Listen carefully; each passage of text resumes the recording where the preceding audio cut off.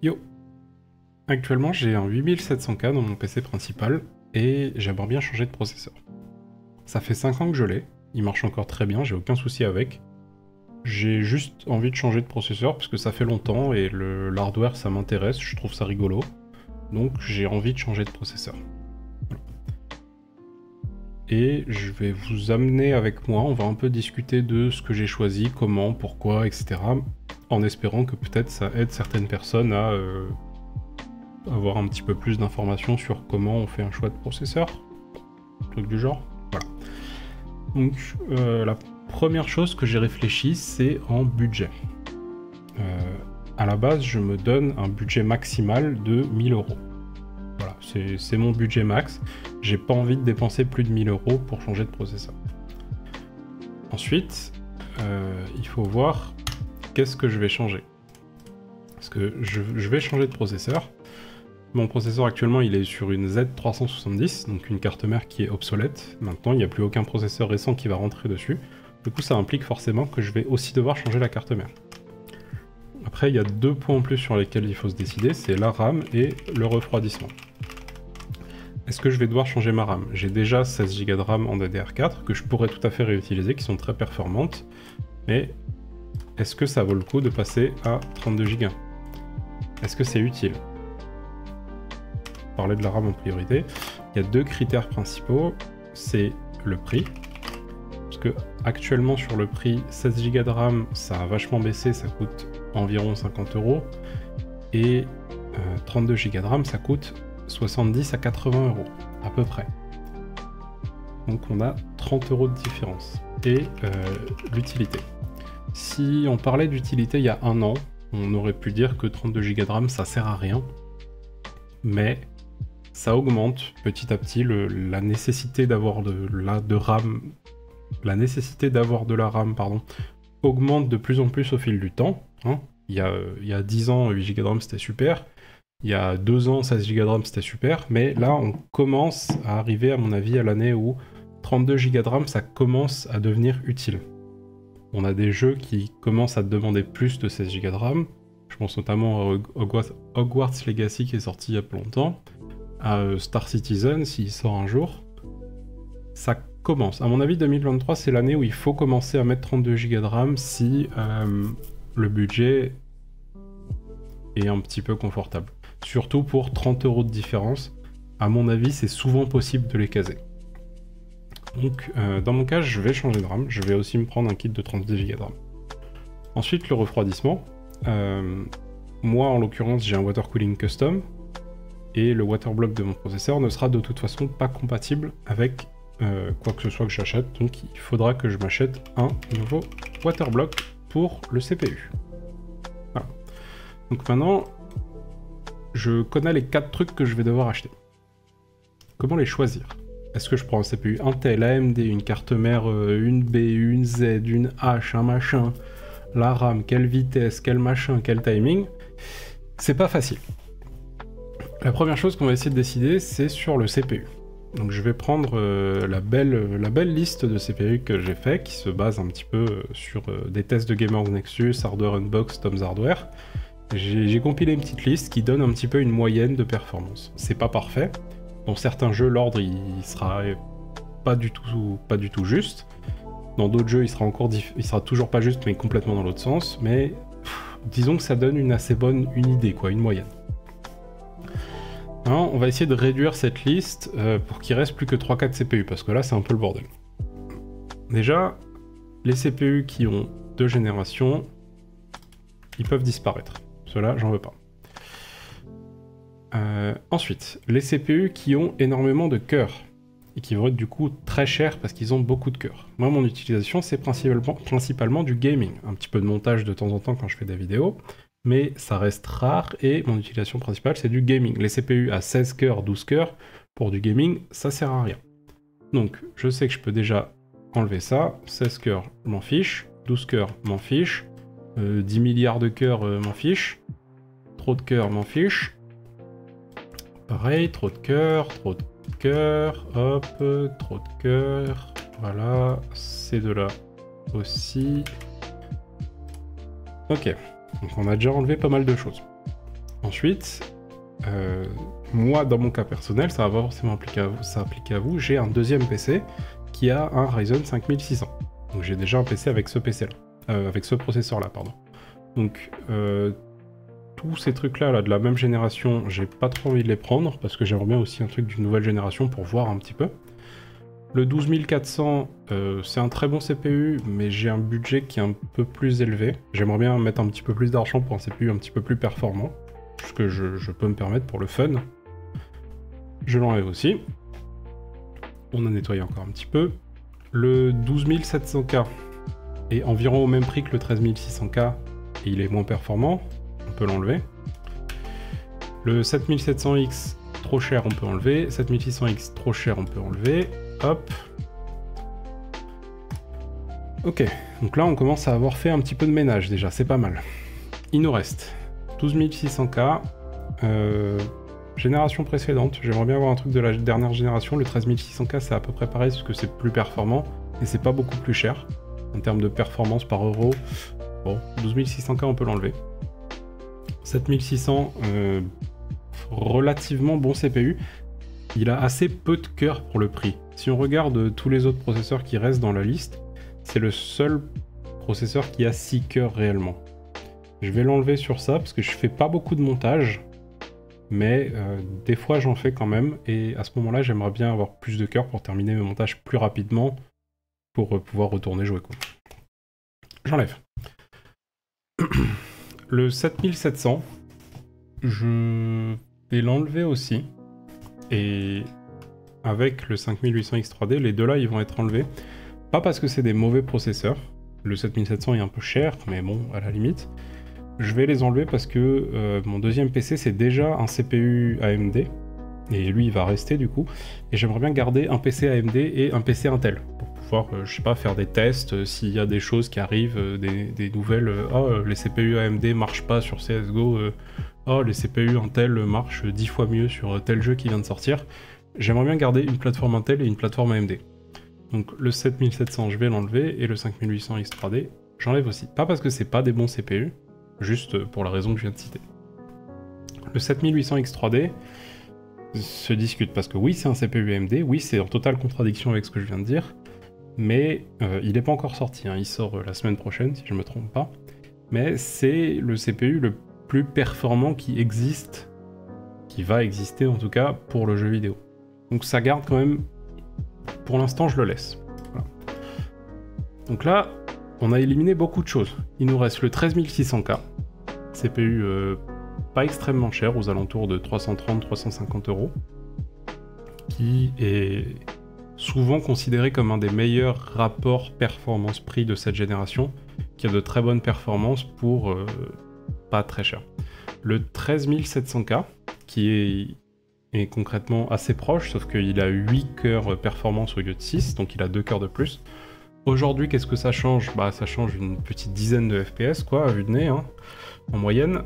C'est-à-dire pas grand-chose pour les 100 € de plus qui coûtent. 10 FPS pour 100 €, ça fait un peu chier. Mais on peut se dire que peut-être, dans 2 ans, avec les jeux qui utilisent de plus en plus de cœurs, etc., etc., il va peut-être mieux vivre dans plusieurs années que le 13600K.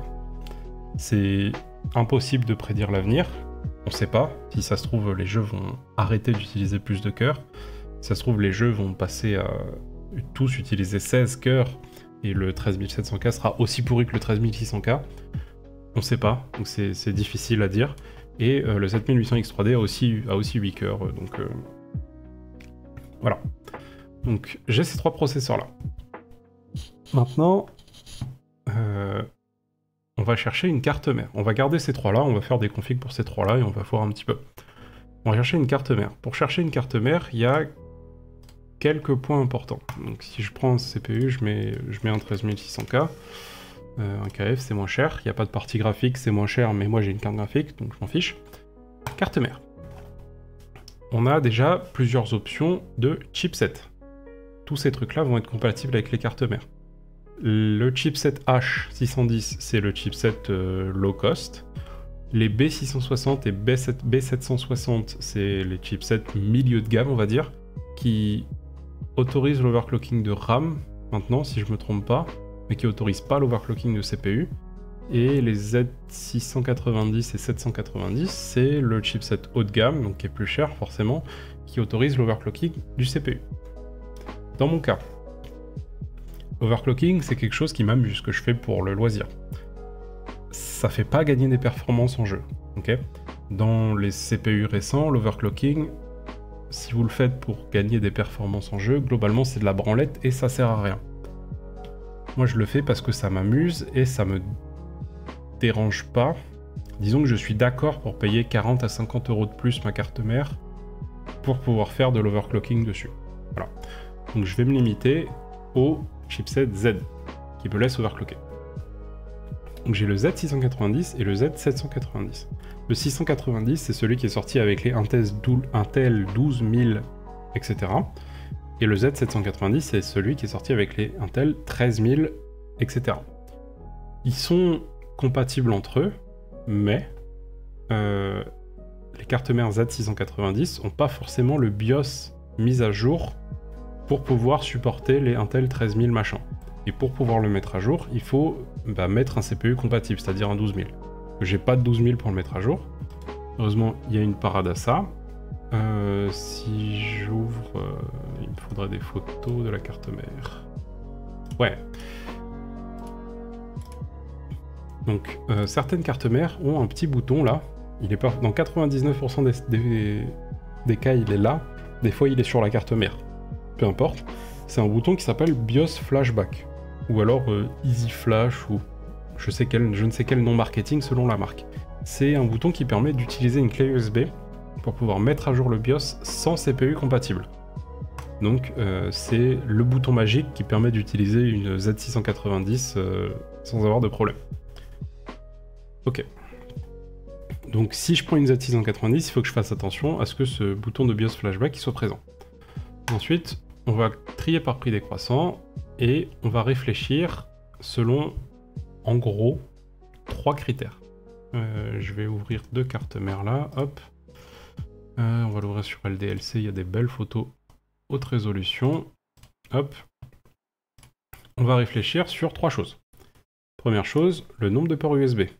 Moi je sais que j'ai besoin de 7 ports USB, avec tous les trucs que j'aimerais bien brancher, j'aimerais bien garder 1 ou 2 ports de libre. Je cherche une carte mère avec au moins 7 ports USB. Ici par exemple, il y en a 5. 6 si on compte le type C. Cette carte mère m'irait pas.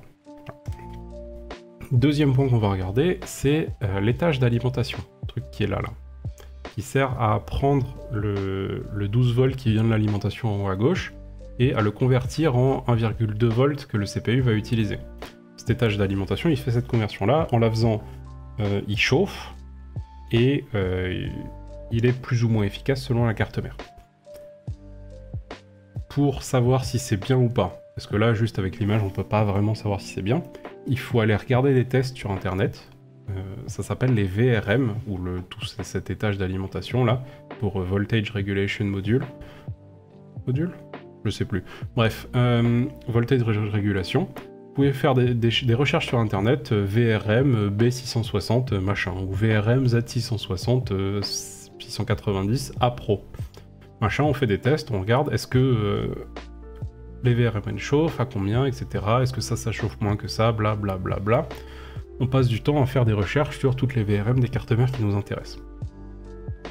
Et le troisième point à prendre en compte, qui n'est pas à prendre en compte pour vous, mais que moi j'aimerais bien prendre en compte quand même, c'est la RAM et l'overclocking de la RAM. Pour la même raison que je prends une Z690 pour l'overclocking du CPU, j'aime bien aussi overclock ma RAM, parce que c'est rigolo. Voilà. Il faut être un peu masochiste pour aimer overclocker la RAM, parce que c'est très compliqué, c'est très pénible. Mais c'est marrant. Voilà.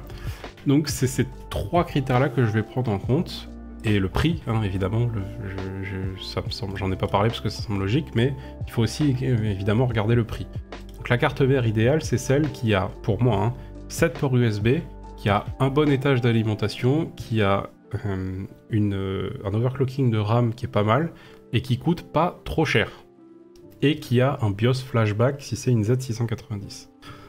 Donc J'ai pris tout ça, j'ai cherché, j'ai les machins, et les promotions, et les sites allemands, et les sites italiens, et les trucs. On cherche. Concrètement, ce que j'ai fini par choisir, c'est ça. C'est une MSI Z690A DDR4. Pourquoi? Hop, on va aller sur le site officiel de MSI. On va commencer par regarder. Hop, l'image. Le bouton BIOS Flash Black, il est là. Donc je vais pouvoir mettre à jour mon BIOS. Super.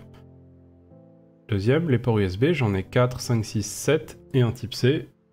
Ça me convient, rien de plus à redire. L'étage d'alimentation. Hop là. Ici, en l'occurrence, je sais pas s'ils l'ont écrit là-dessus. Peu importe.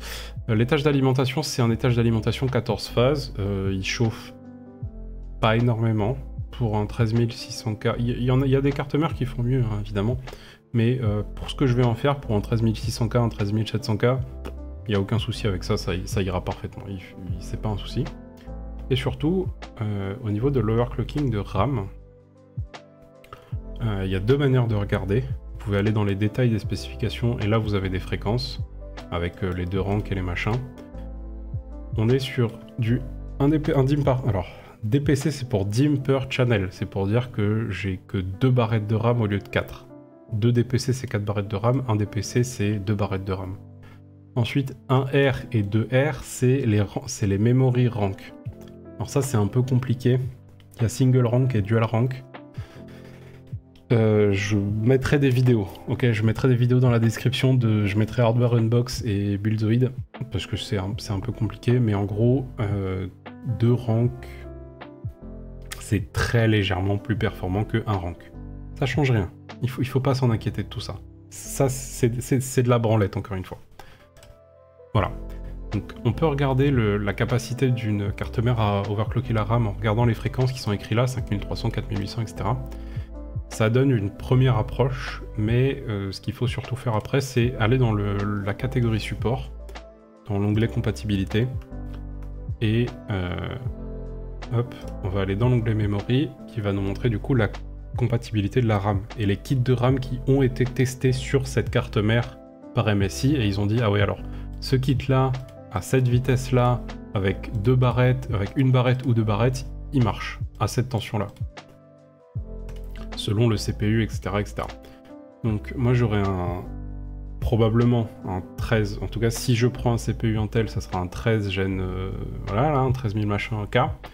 Et là je regarde, je peux classer par vitesse, ça arrive, c'est le site d'MSI, il est un peu, voilà. Et je sais qu'ils ont testé jusqu'à 5133 MHz avec ce kit là, avec 2 barrettes maximum de 8 Go à 1,5 volts, 1,55 volts. Moi j'aimerais bien 32 Go de RAM, donc ça veut dire qu'il faut que je cherche 2 DIMM de 16, donc c'est ici. Et je sais que, a priori, à cette tension là, et on est sur du single-sided, hein. A priori, la vitesse maximale que je vais pouvoir avoir pour de la RAM sur cette carte mère, ça sera aux alentours de ça. Ça sera peut-être un petit peu plus, un petit peu moins, ça dépend aussi de mon CPU, ça dépend de mes barrettes de RAM, etc. Et ça dépend de mon talent en tant qu'overclocker, qui honnêtement est pas excellent. Et bref, ça veut dire que la carte mère elle est capable de faire ça. Et en allant chercher ce chiffre-là sur toutes les cartes mères, etc., 4700 c'est pas mal. Voilà. Généralement, on est aux alentours de 4400, 4600 des fois. Mais 4700 sur une carte mère aussi peu chère, c'est bien. C'est même très bien. Donc sur ces critères-là, j'ai choisi cette carte mère avec le 13600K. Voilà.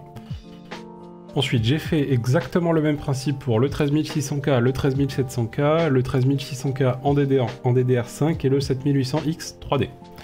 Et je suis arrivé à, hop, ces configs-là. Première config, 13600K, j'ai mis mon waterblock, ça on s'en fiche un petit peu. La Z690, 32 Go de RAM. C'est un peu cher, ça, c'est parce que ces PC par piqueur là, ils ont quelques jours maintenant, donc peut-être que les prix sont plus forcément un jour, quoi. Et j'ai pris aussi le truc... Alors sur ces cartes mères, hop là, sur ces cartes mères Intel, la forme du CPU, elle est un peu différente d'avant, elle est un petit peu allongée, ok. Et le mécanisme de rétention, qui est tout le truc argenté là qu'on voit au milieu qui sert à fixer le CPU dans le socket, il a tendance à plier un petit peu les CPU. C'est très léger, ça change rien, mais ça plie un petit peu les CPU et ça peut faire augmenter la température de quelques degrés.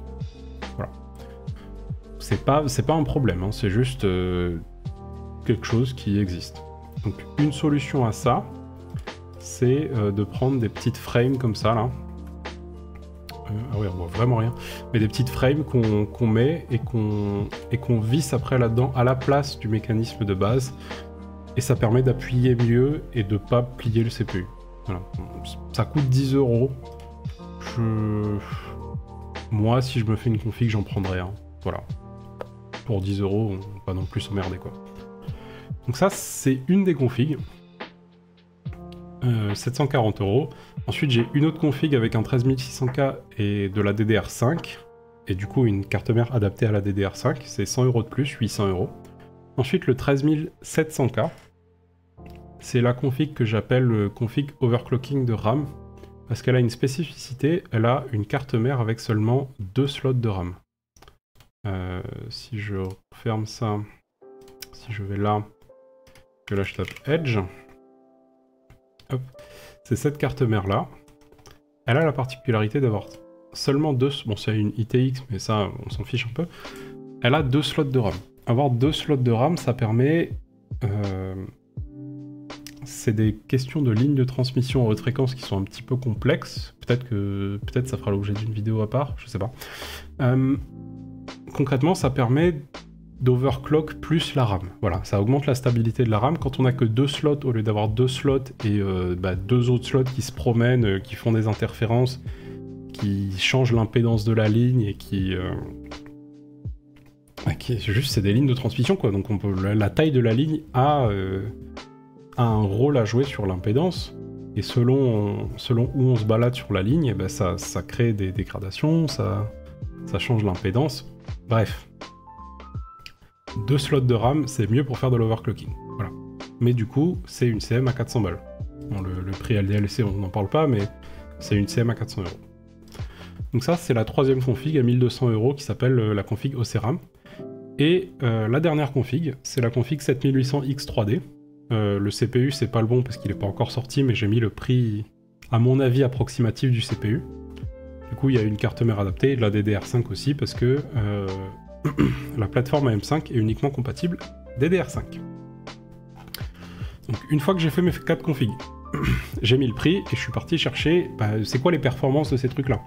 Donc, je suis parti chercher des tests sur les jeux auxquels je joue, sur les logiciels que j'utilise, etc. Et j'ai comparé. Donc, j'ai pris celle-là, 13600K DDR4 en base. Donc, c'est celle qui est à 100%.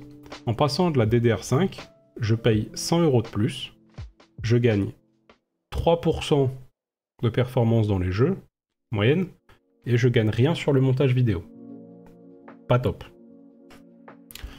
En prenant un 13700K avec la config overclock RAM, pour dire « Ah, regardez, j'ai overclock ma RAM à 8000 MHz, c'est super ».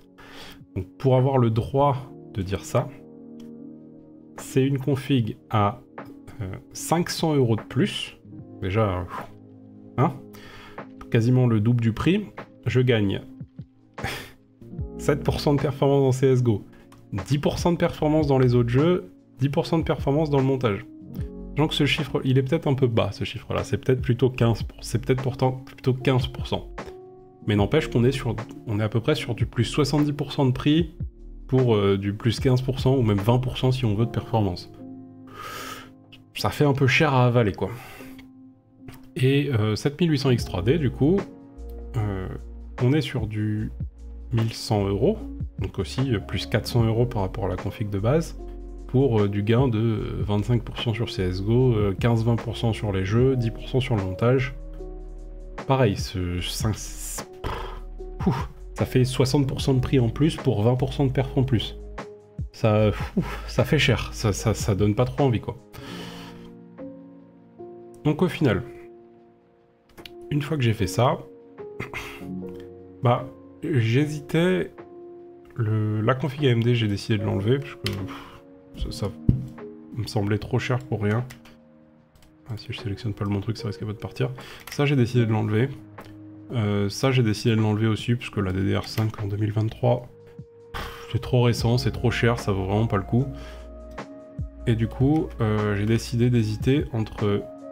J'hésitais entre le 13600K, l'upgrade intelligent finalement à 700 €, ou l'upgrade débile qui coûte quasiment le double du prix, qui fait quasiment pas gagner de performance, mais juste pour pouvoir dire ah regarde, c'est vachement rigolo, j'ai overclock ma RAM à 8000 MHz, c'est super. J'hésitais un peu là-dessus. Et puis après, après le 13600K est tombé en promotion à 275 €. Et bah du coup je l'ai acheté. Voilà. Du coup au final ma config c'est à peu près celle-là. Au final qu'est-ce que j'ai fait?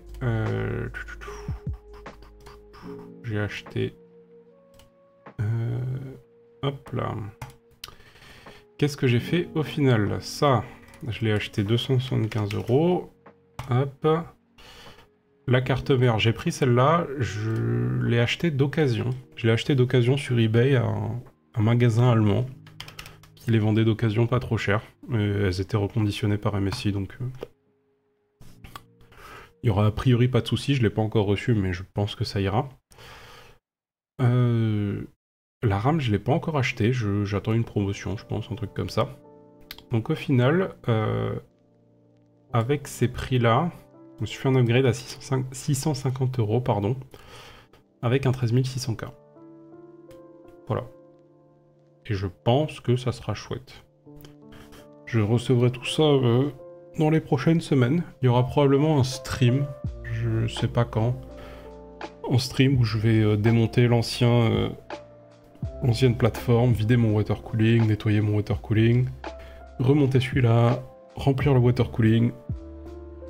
Ça, je pense que ça sera le stream d'un week-end. Je sais pas quand, probablement début mai. Ça devrait être assez rigolo. Il y aura des tests. Il y aura des tests de performance. Qu'est-ce que j'ai gagné entre le 8700K et le 13600K? Qu'est-ce que ça a changé? Qu'est-ce que ça a pas changé? Voilà.